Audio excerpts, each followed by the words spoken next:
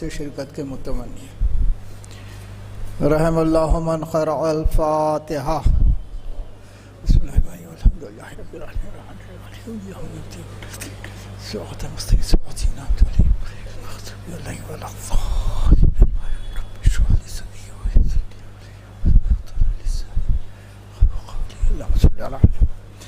अऊज़ु बिल्लाहि अस्समीइल अलीम मिनश शैतानिर रजीम। बिस्मिल्लाहिर रहमानिर रहीम। अल्हम्दुलिल्लाहि रब्बिल आलमीन। अस्सलातु वस्सलामु अला अशरफिल अंबिया वल मुरसलीन अबिल क़ासिम मुहम्मद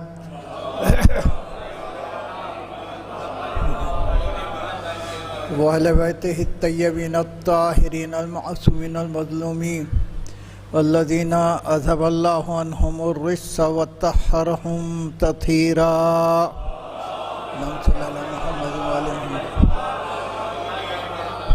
वलानतुल्लाहि अला आदाइहिम अजमाइन मिन यौमिन हाज़ा इला यौमिद्दीन। अम्मा बअद फ़क़द क़ाल अल्लाहु सुब्हानहु व तआला फ़िल क़ुरानिल मजीद व क़ालहुल हक़। बिस्मिल्लाहिर रहमानिर रहीम। वजअलनाहुम अइम्मतन यहदूना बिअम्रिना व अहयना इलैहिम फ़अलल खैरात इक़ामत सलात व ईताअ ज़कात व कानू लना आबिदीन। सल्लल्लाहु अलैहि वसल्लम।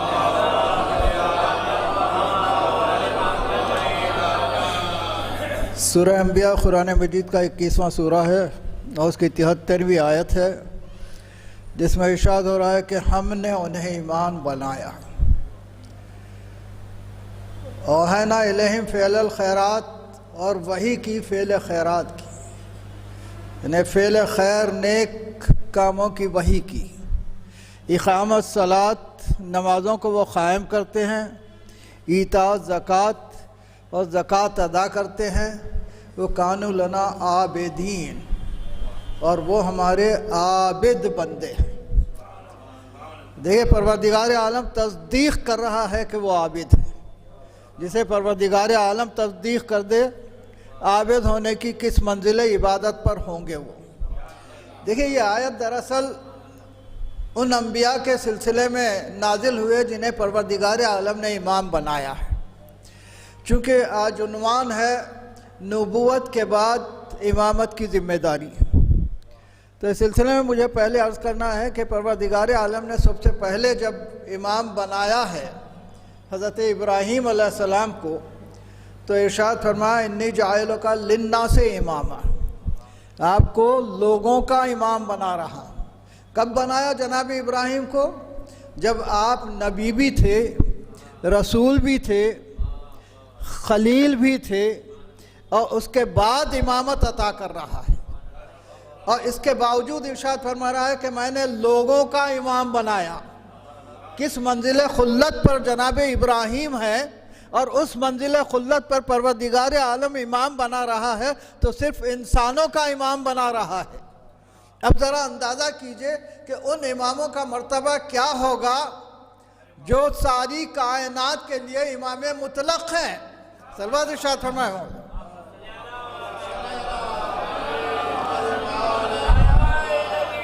या अली, या अली, या अली।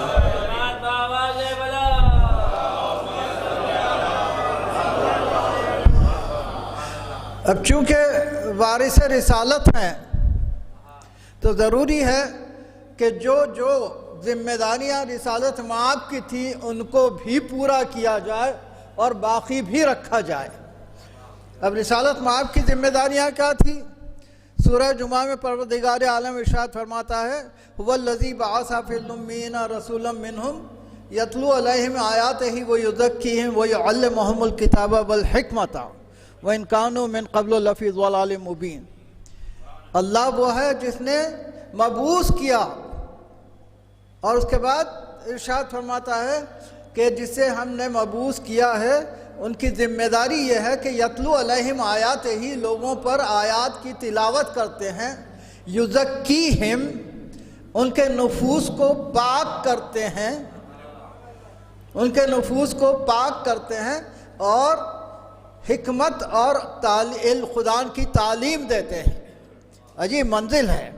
देखिए, पाकीज़गी नफ्स, जिम्मेदारी रिसालत माब।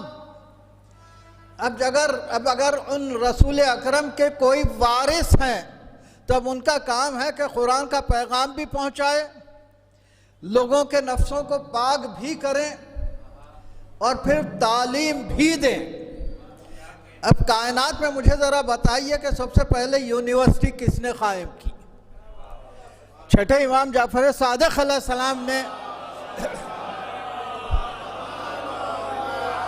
और इमाम मोहम्मद बाक़िर अलैहिस्सलाम ने यूनिवर्सिटी कायम की,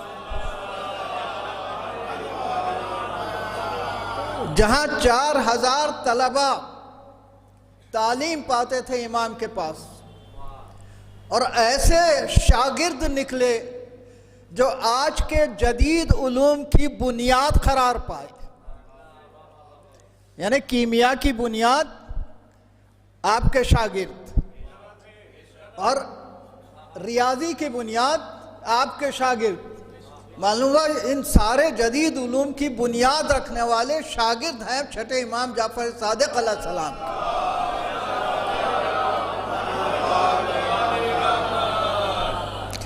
तो अब जिम्मेदारी रिसालत माब की तकमील इमामत की जिम्मेदारी है। इसलिए कि जब रिसालत माब इस दुनिया से जा रहे हैं तब ज़रूरी था कि दुनिया में मुतारिफ करा के जाएं कि मेरे बाद मेरा वारिस कौन है और उसकी जिम्मेदारियां क्या होंगी। इसीलिए तो इरशाद फरमाया, इन्नी तारिकुन फ़ीकुम सक़लैन किताब अल्लाह व इतरती अहल बैती व मा इन तमस्सक्तुम बिहिमा लम तज़िल्लु बादी। इरशाद फरमाया कि मैं तुम्हारे दरमियान दो चीज़ें छोड़े जा रहा हूँ, एक अल्लाह की किताब और दूसरे मेरी इतरत अहले बैत। और अगर इन दोनों से तुम तमस्सुना किताबुल्लाह, हमारे लिए कुरान काफ़ी है, लेकिन पहली ही मंजिल में जब गस्ब किया है, फिदक और क़ज़िया पेश हुआ, ना इख्तियार किया जाए। इसीलिए तो रिसालत माब ने इरशाद फरमाया, वो माइन तमस्सक्तुम बिहिमा, इन दोनों के साथ तुम तमस्सुक इख्तियार करोगे तो लन तज़िल्लु बादी, तो हरगिज़ गुमराह नहीं होगे। कुरान भी छोड़ा रिसालत माब ने तो उनका वारिस बना के छोड़ा।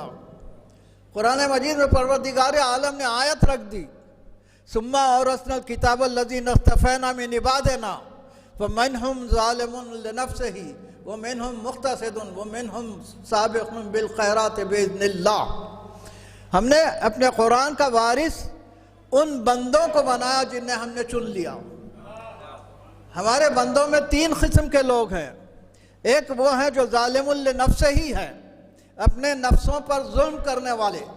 दूसरे दरमियानी राह वाले मुख्तसिद, और तीसरे वो जो साबिक़ुन बिल खैरात बिइज़्निल्लाह, साबिक़ुन बिल खैरात बिइज़्निल्लाह, जो नेकियां करते हैं इज़्ने इलाही से, इज़्ने इलाही से।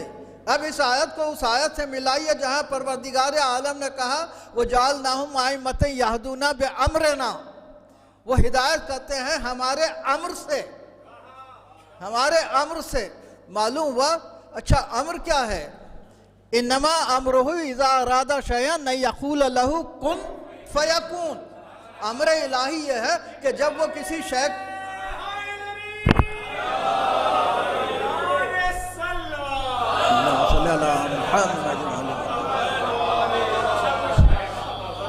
अम्र इलाही ये है कि जब वो इरादा करता है किसी शय का तो कुन कहता है और शय हो जाती है। अब मुझे ये बताइए कि क्या अल्लाह कुन कहता है? कहने के लिए ज़बान चाहिए।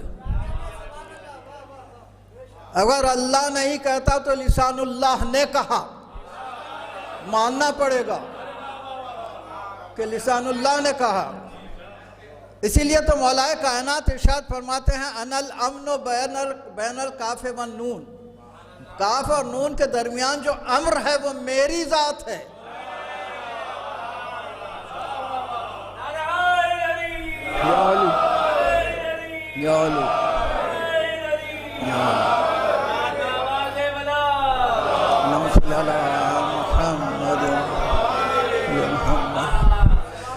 अब इमाम की ज़रूरत क्यों है?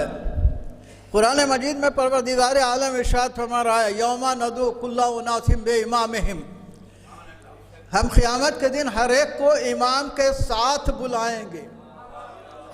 जब इमाम के साथ बुलाएंगे तो अब ज़रूरी है कि कायनात में हर दौर में हर वक्त इमाम का वजूद ज़रूरी है। अगर इमाम ना हो तो फिर ये आयत कहाँ जाएगी जब इरशाद फरमा रहा है कि हम इमाम के साथ बुलाएंगे। और वो इमाम जब होगा तो यकीनन वो हिदायत के लिए होगा।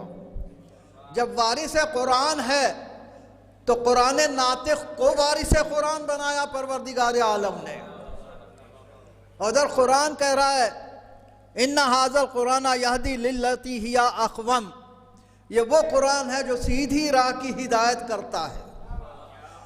तो जब ये सामित कुरान सीधी राह की हिदायत करता है तो क्या नातिक कुरान सीधी राह की हिदायत नहीं करेगा?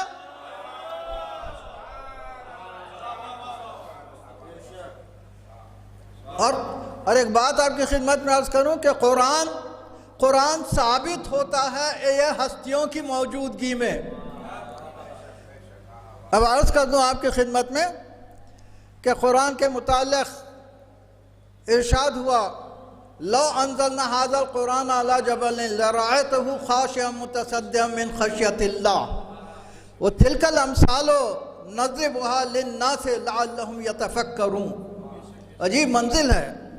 इरशाद हो रहा है कि ये कुरान अगर हम पहाड़ पर नाजिल कर देते तो पहाड़ रेज़ा रेज़ा हो जाता ख़श्यतिल्लाह से। और उसके बाद इरशाद हो रहा है कि ये हम मिसाल बयान कर रहे हैं। मिसाल वहाँ बयान की जाती है जहाँ कोई हकीकत मौजूद हो।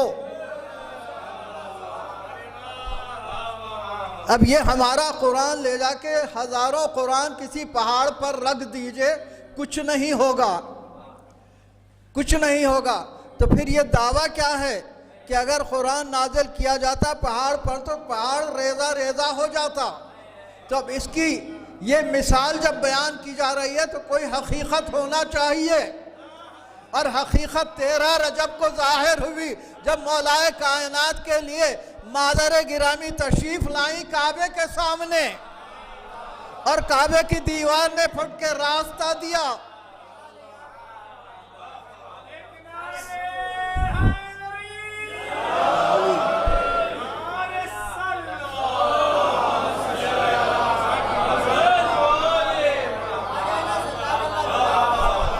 मैं इस मंजिल पर मैं एक बात अर्ज करता हूँ, और वो ये कि दुनिया कहती है कि यह मौजज़ा मौलाए कायनात अली इब्न अबी तालिब अलैहिस्सलाम का है।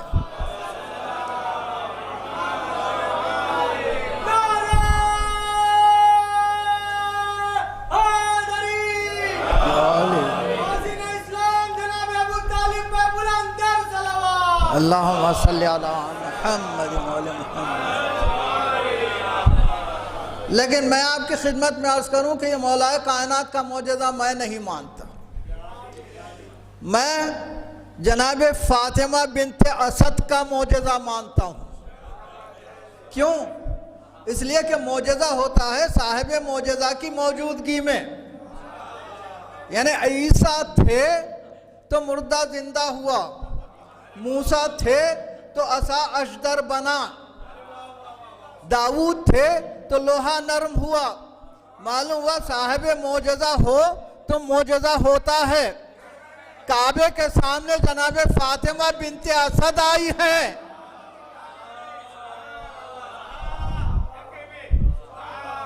और अगर ये नहीं मानते आप कि मौजज़ा उनके लिए कैसे हो सकता है, तो फिर ये तो मानना पड़ेगा कि इमाम गैबत में रह के मौजज़ा दिखा सकता है।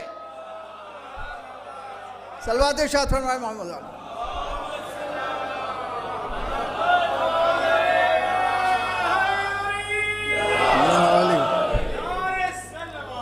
अल्लाहुम्मा सल्ली अला मुहम्मद व अला मुहम्मद। देखिए, जब आयत कह रही है वो जालनाहुम आइम्मतन यहदूना बिअम्रिना, हमारे अम्र के साथ हिदायत करते हैं, तो पहले अम्र क्या है? अभी मैंने आपकी खिदमत में अर्ज़ किया कि अम्र परवरदिगार आलम का वो है कि जब वो इरादा करता है किसी शय का तो शय कुन कहता है और शय वजूद में आती है। मालूम हुआ अम्र इलाही जारी होता है तख्लीक के साथ। जब तख्लीक के साथ जारी हो रहा है तो जो तख्लीक की मंजिलें हैं वो तकवीनी मंजिलें हैं, तशरीही मंजिलें नहीं है। तो मालूम हुआ कि हिदायत तकवीनी मंजिल पर भी होती है, तशरीही मंजिल पर भी होती है। तकवीनी मंजिल पर सिर्फ हिदायत उनसे होती है जो उलिल अम्र है,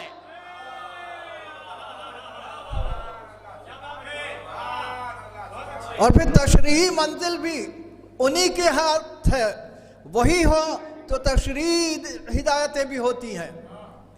और हकीकत यह है कि मौलाए कायनात से तारीख़ ने पूछा कि मौला इमाम कौन होता है, तो आपने इरशाद फरमाया अल इमामो बशरुन मलकियुन,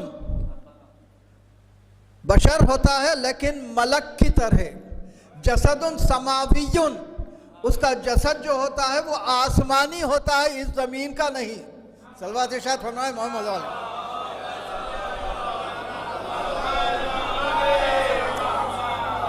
रूहुन खुदसियुन, आप जैसी रूह नहीं होती, रूह खुदसी होती है, रूह खुदसी होती है। और उसके बाद इरशाद फरमाते हैं नूरुन जलीयुन, जिसका नूर जली है, इसीलिए तो मूसा बेहोश हो गए और सारे मर गए। अजीब मंजिल है।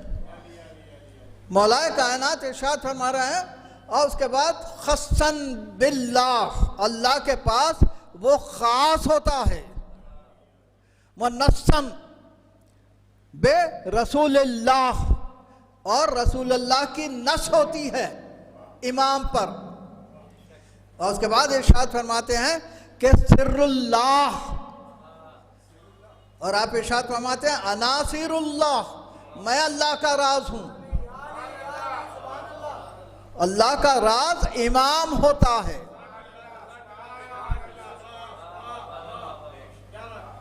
अब दुनिया सोच सकती है कि यह आयत तो चूंकि अंबिया के सिलसिले में नाजिल हुई, तो एक और आयत कुरान मजीद में मौजूद है, वो जालनाहुम आइम्मतन यहदूना बिअम्रिना लम्मा सबरू,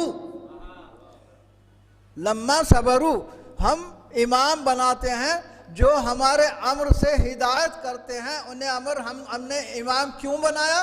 इसलिए कि लम्मा सबरू, उन्होंने सब्र किया। अब तारीख़ इंसानियत देख के बताइए कि सब्र की आला तरीन मंजिल किसने पेश की? सिवाय अहले बैत अतहार के किसी ने पेश नहीं की। और उसके बाद इरशाद फरमाते हैं कि हम वो हैं जो रसूलुल्लाह में और हम में कोई फ़र्क नहीं है। इसीलिए तो कहा अव्वलुना मोहम्मद व औसतुना मोहम्मद व आखिरुना मोहम्मद व कुल्लुना मोहम्मद।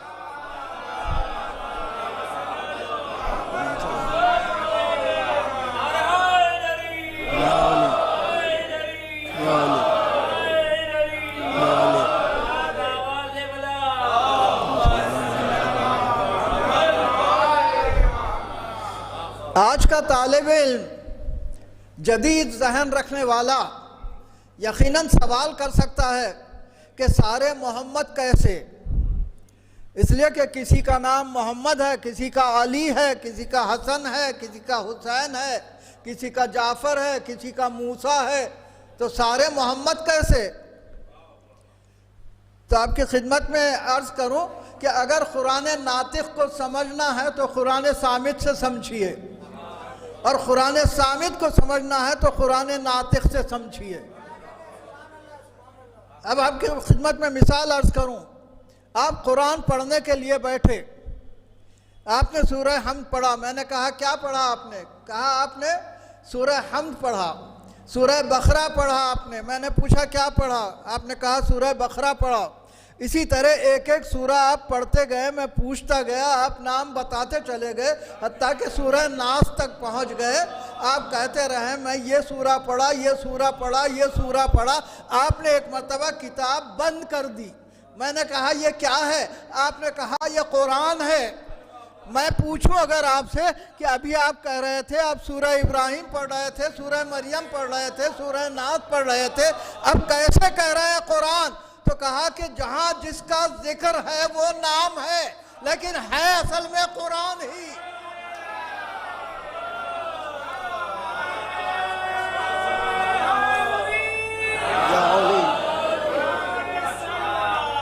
अल्लाहुम्मा सल्ली अला मुहम्मद व आले मुहम्मद। इसी तरह जो हद से ज़्यादा काबिल तारीफ था वो मोहम्मद कहलाया, जिसमें उलू ही उलू नज़र आया वो अली कहलाया, जहाँ हुस्न ज़ाहिर था वहाँ हसन कहलाया, वहाँ हुसैन कहलाया, और जहाँ इबादतें ही इबादतें थीं वहाँ ज़ैनुल आबिदीन कहलाए, जहाँ इल्म ही इल्म था वहाँ मोहम्मद बाखिर कहलाए, बाखिरुल उलूम कहलाए। ये सारे नाम उनकी सिफतों के इजहार के सबब मिले, लेकिन है असल में मोहम्मदियत। इसीलिए तो रिसालत माम ने इरशाद फरमाया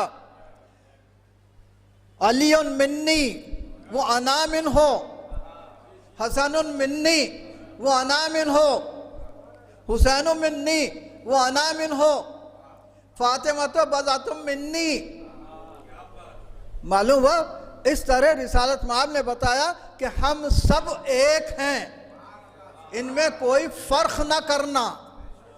और मौलाए कायनात भी अपना जब तारुफ कराते हैं तो इरशाद फरमाते हैं कि ये जो कुछ सिफ़ात मैंने बयान किए ये खुसूसन अहले बैत के लिए हैं और इसमें कोई शरीक नहीं है, लिहाजा हम में तफरीक पैदा करने की कोशिश न करना। मालूम हुआ ये जो आइम्मा हैं मकसद परवरदिगार आलम के पूरा करने वाले हैं, रिसालत माब के जो जिम्मेदारियां थी उन जिम्मेदारियों को पूरा करने वाले हैं। बाद नबूवत अब आज चूँकि ज़िक्र 10वें इमाम अलैहिस्सलाम का मखसूस है,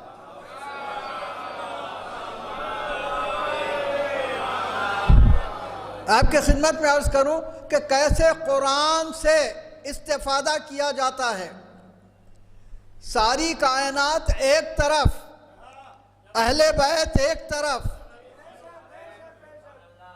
एक मर्तबा वो बीमार होता है मुतवक्किल और अहद करता है कि अगर मैं ठीक हो जाऊं तो मैं माले कसीर खैरात करूंगा। ठीक हो गया। मालूम नज़र दूसरे भी करते थे, आज हम पे एतराज़ होता है। बनी अब्बास भी नज़र करते थे। अब उसने कहा कि मैं कसीर माल खैरात करूंगा। ठीक हो गया। ठीक हो गया तो अब सोचने लगा कि कसीर माल कहते किसे हैं। उलमा को जमा किया, पूछने लगा कि कसीर माल किसे कहते हैं। किसी ने कहा 1000, किसी ने कहा 10,000, किसी ने कहा 1,00,000। अब परेशान हुआ। देखिए जहाँ इख्तिलाफ पैदा हो जाए वहाँ हक ज़ाहिर नहीं होता। कुरान मजीद में भी एक आयत है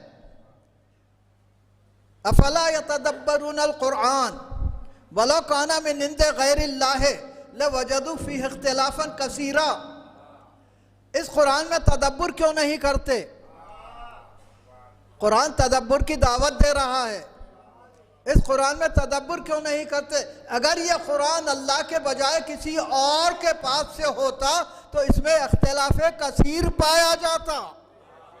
तो मालूम हुआ कि जहाँ इख्तिलाफ कसीर पैदा हो जाए वहाँ हक नहीं होता।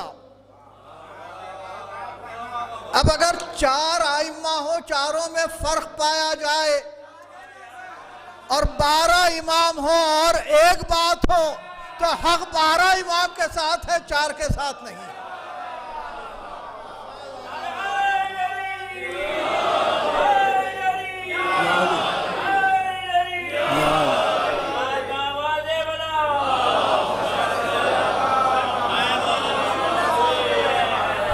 जब परेशान हुआ तो ऐलान करता है कोई है जो सही जवाब लाए। तो एक गुलाम आपका कहता है कि मैं सही जवाब लाऊंगा। कहा अगर सही जवाब लाओगे तो 10,000 इनाम दूंगा और अगर गलत जवाब लाओगे तो कत्ल कर दूंगा। देखिए अजीब शर्त है, लेकिन हमारे आइम्मा के चाहने वाले यकीन कामिल रखते हैं इमाम पर। एक मरतबा जाता है, जैसे ही गया इमाम ने इरशाद फरमाया कि माले कसीर का मफहूम पूछने आया है, अभी सवाल किया नहीं है। मालूम है हमारे आइम्मा इल्म गायब रखते हैं और उनकी नज़र सारी कायनात पर होती है।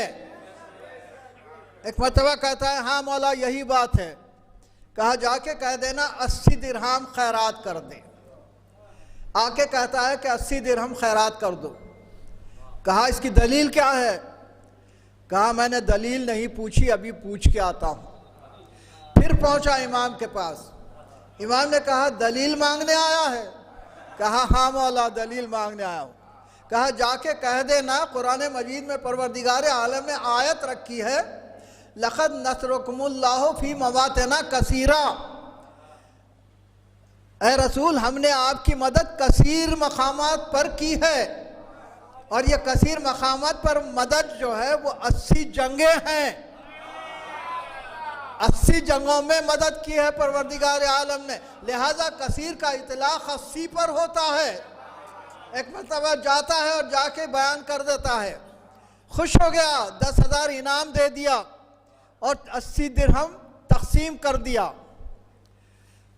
एक बात और अर्ज करूं, ये न सोचिए कि हमारे आइम्मा सिर्फ कुरान का इल्म, शरई इल्म रखते थे, नहीं, बल्कि सारी कायनात का इल्म रखते हैं।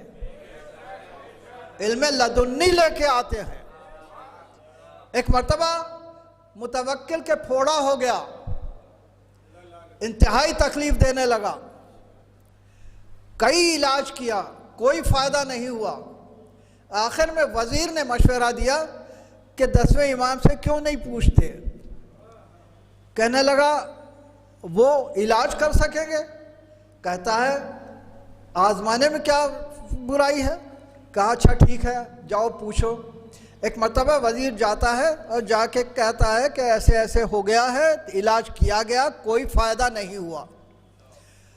तो आपने इरशाद फरमाया कि ऐसा करो कि गुलाब के अर्ख में बकरी की मेंगनियाँ हल करके लगाओ, 3 दिन में ठीक हो जाएगा। जब आके वज़ीर ने कहा तो सब उलमा हंसने लगे। कहा अजीब इलाज है, ये नहीं सोचा उन्होंने जैसा आदमी होता है वैसा इलाज होता है।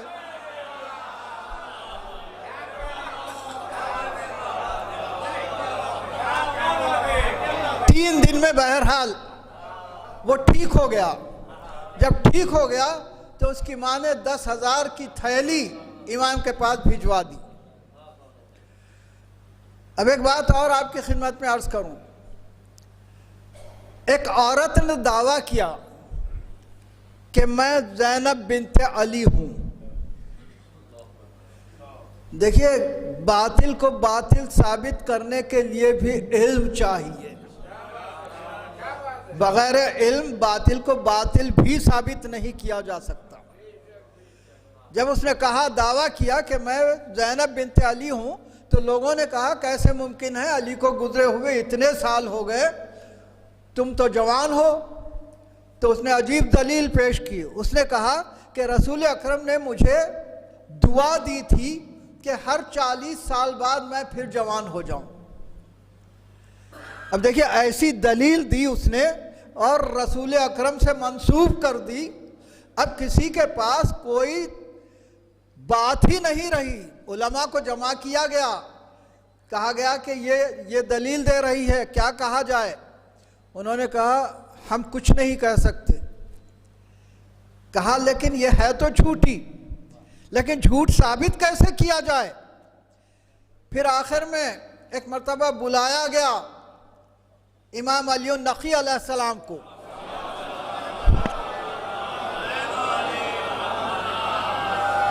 कहा कि ये दावा कर रही है कि ज़ैनब बिन्ते अली है।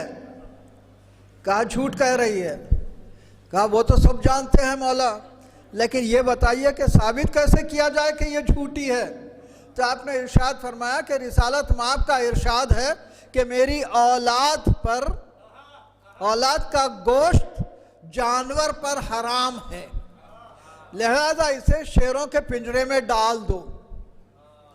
अगर इसे छोड़ दे शेर तो ज़ैनब बिन्ते अली है, और अगर नहीं चीर फाड़ कर खा जाए तो ये ज़ैनब बिन्ते अली नहीं है। जैसे ही ये इमाम ने इरशाद फरमाया, फौरन उसने कहा कि मैं झूठ कह रही थी, जान बचाना ज़रूरी था। देखिए यहाँ हिकमत भी है, इल्म भी है। एक मरतबा जब उसने कहा तो किसी ने मशवरा दिया मुतवक्किल को कि ऐसा क्यों नहीं करते कि इमाम को खुद कहो कि पिंजरे में चले जाएं। इसलिए कि इमाम इरशाद फरमा रहे हैं कि रसूल अकरम की औलाद पर का गोश्त जानवरों पर हराम है। तो एक मरतबा उसने कहा मौला आप जो इरशाद फरमा रहे हैं क्या आप बताएंगे। तो इमाम ने इरशाद फरमाया ठीक है, पिंजरा खोला जाए। एक मरतबा पिंजरा खोला गया, आप तशरीफ़ ले गए। अब जब तशरीफ़ ले गए तो तमाम शेरों ने कदम चूमने शुरू किए और बताया कि अल्लाह अकबर या रसूलल्लाह या इमाम अली नकी अलैहिस्सलाम दिल से बुलंदतर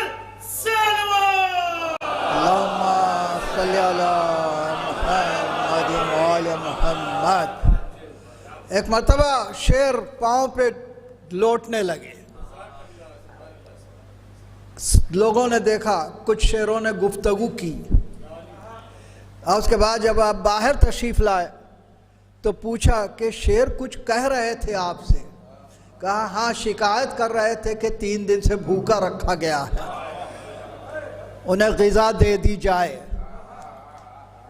कहा यह बात लोगों में मशहूर न होने पाए। देखिए इल्म अगर न होता तो ये सिफत जो औलाद रसूल अकरम में है वो कैसे जाहिर होती है और बातिल बातिल कैसे साबित होता। नहीं, मैं एक बात आपकी खिदमत में अर्ज करूं कि इल्म के सिलसिले में बचपन है इमाम का। 9वें इमाम अलैहिस्सलाम इस दुनिया से रुखसत हो गए। हुकूमत वक्त ने यह चाहा कि इमाम को किसी ऐसे के पास तालीम के लिए छोड़ा जाए जो इनको अपने रास्ते पर ले आए। तो एक जुनैदी, उबैदुल्लाह जुनैदी एक आलिम था, उनका बहुत बड़ा आलिम था, उसके पास इमाम को छोड़ा गया और ये कहा गया कि शियों का आना जाना बंद कर दिया जाए। खसर में एक मरतबा इमाम को ले जाया गया और उसके बाद जुनैदी रोज़ाना जाया करता था। एक दिन उसका एक दोस्त मिला।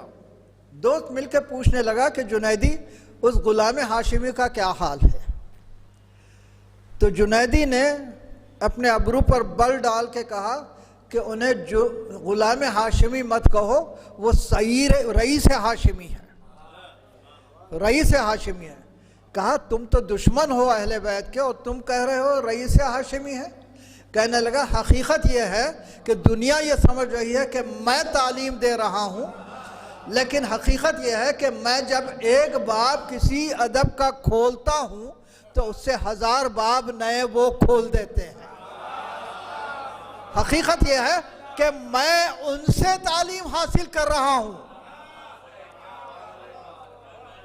मैं उनसे तालीम हासिल कर रहा हूँ। ये बचपन है इमाम का। अच्छा, इमाम को जब बुलाया गया है मदीने से, तो एक मरतबा खानुस आलीक एक मकाम है जहाँ फुकरा रहते थे और इंतहाई ख़राब जगह थी जहाँ सारे बद लोग रहते थे। इमाम के लिए इंतज़ाम नहीं किया गया, बल्कि हुआ यह कि 300 का लश्कर भेजा गया हरसुमा की सरकर्दगी में कि इमाम को लेके आए। गर्मियों का ज़माना था। जब हरसुमा लश्कर के साथ पहुंचा मदीने, तो एक मरतबा ख़त इमाम के पास आया मुतवक्किल का, क्योंकि जो मदीने का गवर्नर था वो शिकायतें भेजा कर रहा था।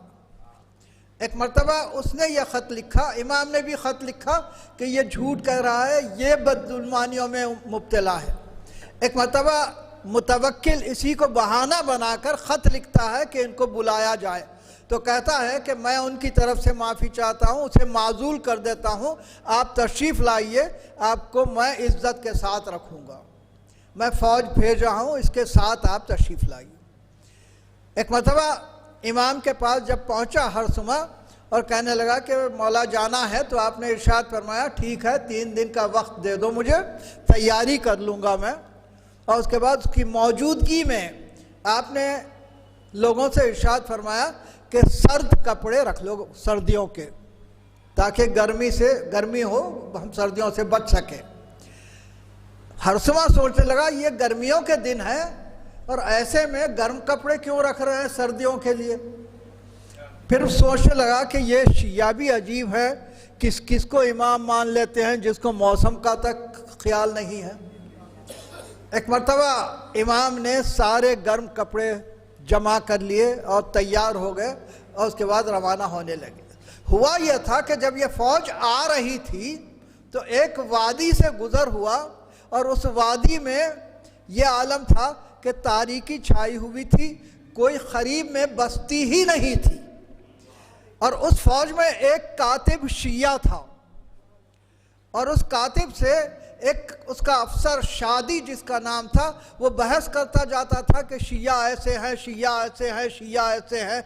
जब उस वादी में पहुँचे तो उस शादी ने कहा कि अरे कातिब, इस वादी में कोई मैयत ही नहीं आ सकती, इसलिए कि करीब में कोई बस्ती ही नहीं है, और तुम्हारे मौला ने यह कहा है कि ज़मीन का कोई हिस्सा ऐसा नहीं होगा जहाँ कोई मैयत दफन न हो, तो यहाँ कौन आ सकता है। तो सारे फौजी हंसने लगे।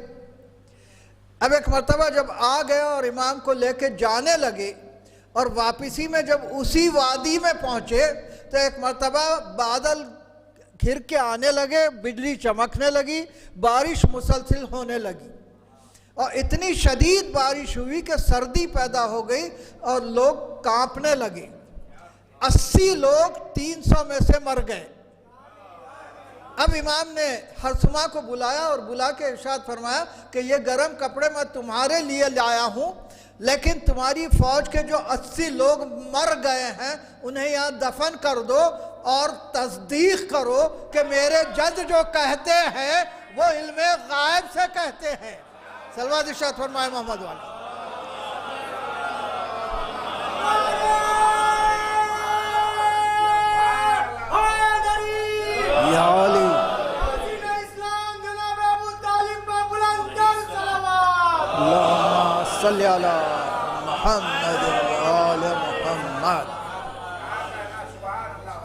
खैर, ये 220 आदमी फौज लिए हुए इमाम को पहुँचे और जब पहुँचे तो खानुस आलीक में आपको ठहराया गया, जो इंतहाई बदतर जगह थी। वहाँ एक चाहने वाला आया और आके गिरिया करने लगा कि मौला, आपको ऐसे मकाम पर आपकी महज लोगों के सामने फजीलत ज़ाहिर ना हो इसलिए यहाँ रखा गया, आप तकलीफ़ में होंगे। इमाम ने इरशाद फरमाया कि हम जहाँ बैठ जाते हैं वहीं जन्नत आ जाती है।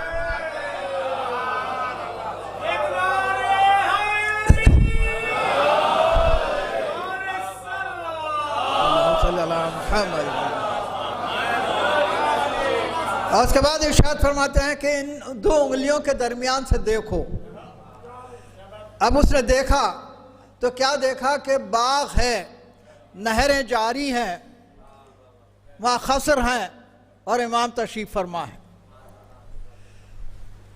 यहाँ एक बात मैं आपकी खिदमत में अर्ज़ करूँ कि ये सिर्फ एतक़ाद की बात नहीं है, कुरान में आयत है इसकी तस्दीक कर रही है।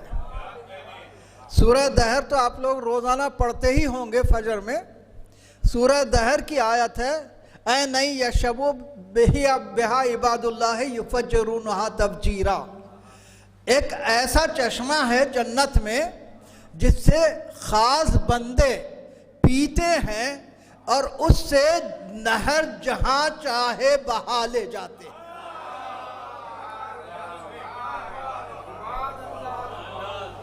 तो देखिए, ये सिर्फ एतक़ाद की बात नहीं थी, कुरान तस्दीक कर रहा है कि अगर उसने देखा नहरें तो कुरान में मौजूद है कि जो बंदे परवरदिगार आलम के हैं वो पीते भी हैं और जहाँ चाहते हैं उस नहर को ले जाते हैं। जब शहजादी कह दें और जन्नत से लिबास लेके आ जाए खाजिन, तो एक नहर का लाना कौन सी बुरी बात है, कौन सी बड़ी बात है? कोई बड़ी बात नहीं है। ये मकाम इमाम अली नक़ी अलैहिस्सलाम है।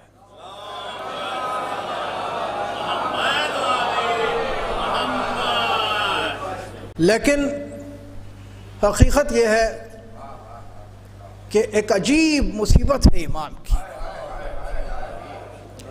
और मुसीबत यह है कि एक मर्तबा मुतवक्किल तफरी के लिए निकल रहा है, और जब तफरी के लिए निकल रहा है तो हुक्म देता है कि मेरे सवारी के साथ लोग पैदल दौड़ते हुए चलें, और खुसूसियत से इमाम को हुक्म दिया जाता है कि आप साथ दौड़ें। ज़रा अंदाज़ा कीजिए कि घोड़े की रफ्तार और आदमी का साथ दौड़ना। इमाम जब वापिस आए हैं तो आलम यह है कि इंतहाई खस्ता हालत हो गई, बीमार हो गए इमाम। और उसके बाद एक मर्तबा हुक्म दिया गया कि घर की तलाशी ली जाए, इसलिए कि हमें इत्तला मिली है कि इमाम असलाह जमा कर रहे हैं हुकूमत के खिलाफ। वजीर पहुंचता है, रात की तारीकी है, इमाम ने इरशाद फरमाया कि वहीं ठहरे रहो, मैं चिराग लेकर आता हूं। और चिराग ले जाके दीवार से उतारते हैं। अब वो जाके घर में देखता है कि फर्श पर इमाम मुसल्ला बिछाए हुए इबादत में मसरूफ थे और सामने एक कब्र खुदी हुई है। पूछता है, मौला ये कब्र किस लिए? इरशाद फरमाते हैं ताकि मौत भूलने न पाए। वहां से वो 10,000 दिरहम की थैली जो उसकी माँ ने दी थी वो मिली, पेश कर दिया गया, शर्मिंदा होता है। और उसके बाद इमाम को एक दिन जहर दे दिया गया। इमाम तड़पने लगे। इमाम हसन अस्करी अलैहिस्सलाम तशरीफ लाए, गुस्ल दिया, तदफीन हुई। मैं अर्ज करूं मौला, यकीनन आप खुशकिस्मत हैं कि आपका बेटा आ गया, तदफीन हो गई। लेकिन हाय करबला में हुसैन, सैयद सज्जाद हाथों में हथकड़िया, पाँव में बेड़िया, गले में खारदार तो। अरे जब गुजर रहे हैं एक मरतबा देखते हैं बाप का लाशा बेगोरो कफन धूप में पड़ा हुआ है, चेहरा जर्द हो गया। शहजादी ज़ैनब ने कहा, सैयद सज्जाद ये क्या आलम है तुम्हारा? इरशाद फरमाते हैं, फूफी अम्मा, अरे जिसका जवान बेटा मौजूद हो और बाप का लाशा बेगौरों कफन पड़ा रहे, अरे उसका क्या आलम हो सकता है।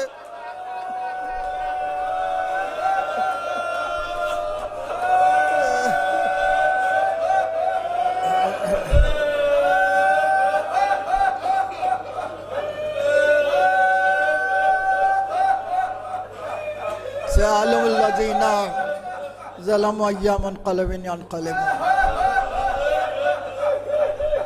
परवरदिगारा इस क़लील अज़ा को कबूल फरमा। बानिया मजलिस और हाज़िरीन मजलिस को अपने हिफ्ज़ व अमान में रख। जो परेशान हाल हैं उनकी परेशानियों को दूर फरमा। जो मुश्ताक़ हज व ज़ियारत हैं उन्हें मुशर्रफ़ फरमा। हमारी इबादतों को कबूल फरमा। दुआ में तासीर अता फरमा। परवरदिगारा शियों के बच्चों को वालिदैन की सरपरस्ती में परवान चढ़ा, उन्हें इल्म के ज़ेवर से आरास्ता फरमा। परवरदिगारा हमें इस काबिल बना के हम नुसरत इमाम ज़माना कर सकें। वक्त ज़ुहूर मौजूद न हो तो नासिरीन में शुमार फरमा। ताजील फरमा ज़ुहूर इमाम आसिर अलसान। आप हज़रत से